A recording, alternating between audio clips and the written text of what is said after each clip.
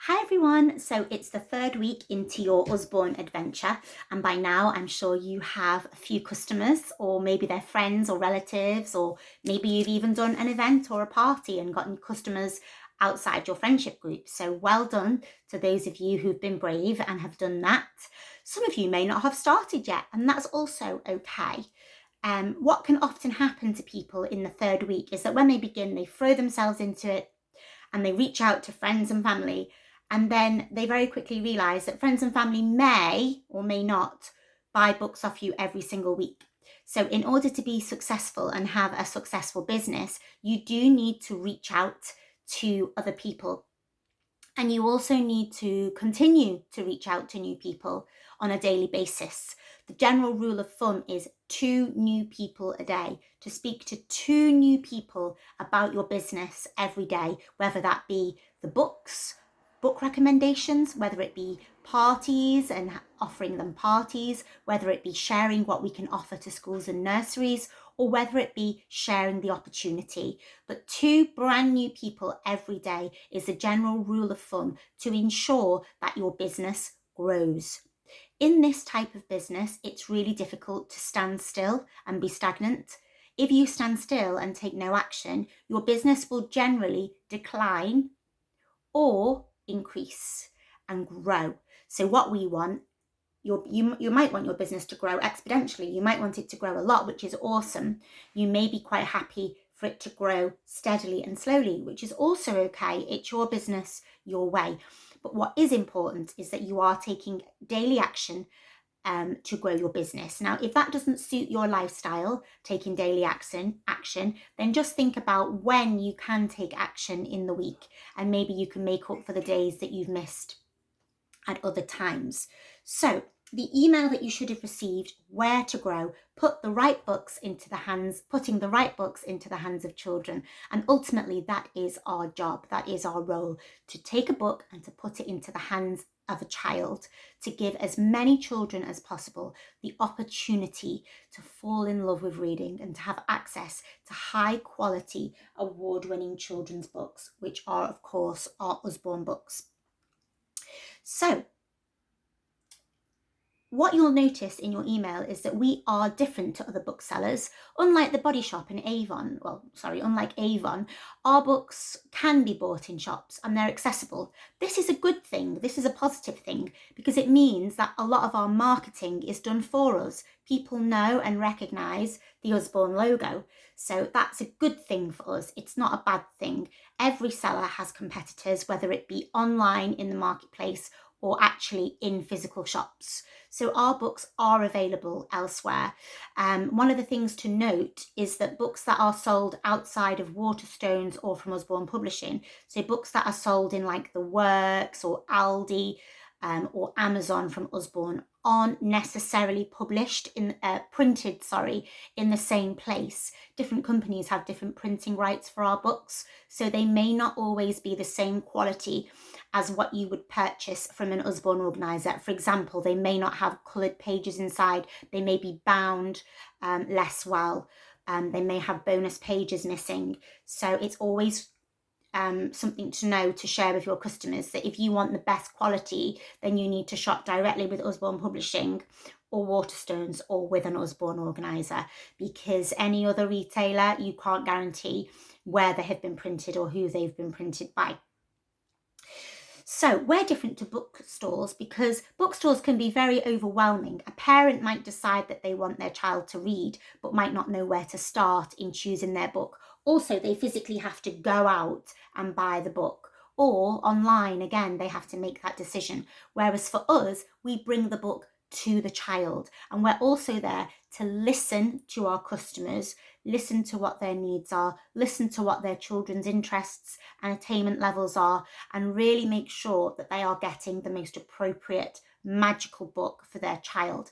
That is our unique selling point. That is how we are different, is that we are there to listen, to cross-sell, to make recommendations and make sure that they are getting the right books. We can also offer free books if you work with schools and nurseries, or if you host a party. We offer various percentages of free books to our customers. You can't get free books on Amazon, can you? So that's something else to think about, something else for you to share with your customers.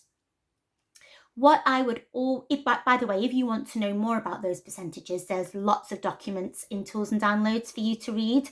If you're stuck and you can't find them, then do ask your mentor to point you in the right direction. What you should always be asking yourself is, where can I grow?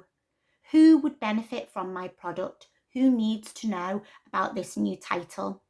We're very lucky as organisers in that every month we get brand new publications to share with our customers every single month. It's so exciting. Your job is just to decide who needs to see them, where you can share them, how will they benefit your customers. Make sure you are fab selling them. So you talk about the features, the advantages and the benefits of our titles. Again, there's lots of documents to help you understand how to fab sell a book. When I started, I had no selling experience at all, and I had no idea what fab selling meant. I thought it meant to sell something in a fabulous way. I had no idea. But now I do understand it, and I understand that people buy with their heart, not their head, and they really do need to connect with how that book is going to make a difference to them and the benefit of that book. So the more you can learn about fab selling, the better. We also have special offers and new special offers coming about almost every single month.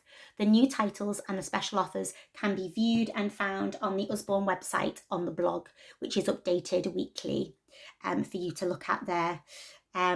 We also have an amazing tool which is called a prize draw slip, which you can share at events, gather customer information and give them an opportunity to win £100 worth of books, which head office donate to one lucky winner every single month. They choose the winner, they provide the books. All you have to do is provide the customer details, and then in doing so, you also get to find out if any of your customers would like to host parties or help their school get free books or nursery, or indeed become an organiser themselves.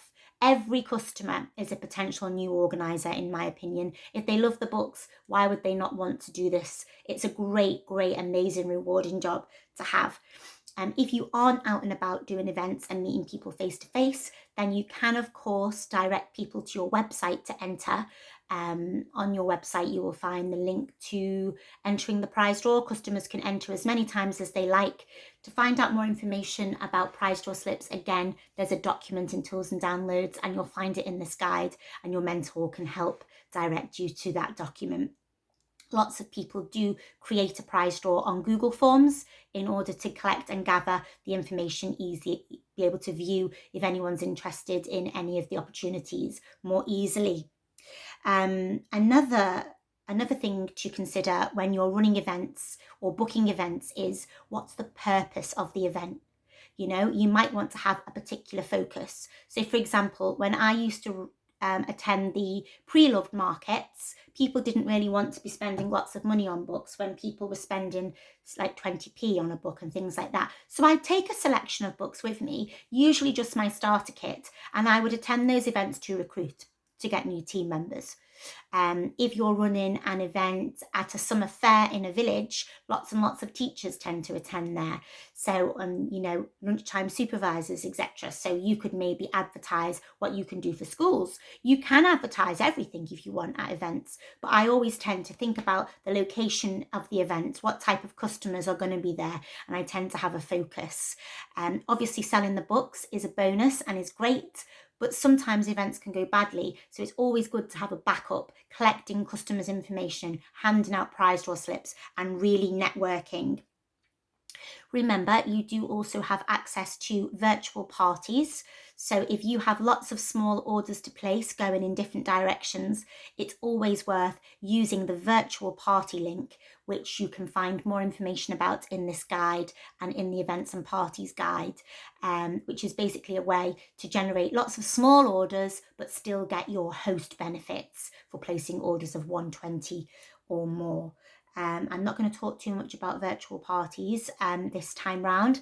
Ask your mentor to point you in the right direction of that. It doesn't even mean a party. It just means an order, collecting lots of smaller orders together to get your 120 order.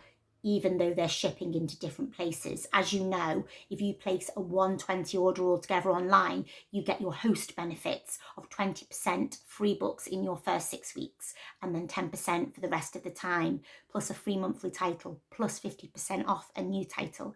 So there's lots of host benefits to have.